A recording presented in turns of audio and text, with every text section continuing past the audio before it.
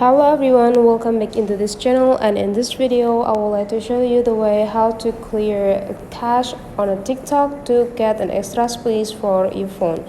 So the first thing that you have to do now is just go open your TikTok application, and after that you just need to take a look on this button features.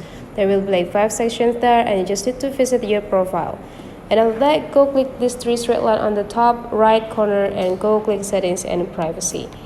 And in this setting and privacy, just scrolling down until you found the cache and cellular. And now to clear the cache, you just need to go free up space and just need to go click clear the cache and confirm that you want to clear it. So that's the way how to clear a cache on a TikTok. Hopefully this tutorial today is useful for you guys. So don't forget to leave some comment, like and subscribe into this channel, and I'll see you for the next video.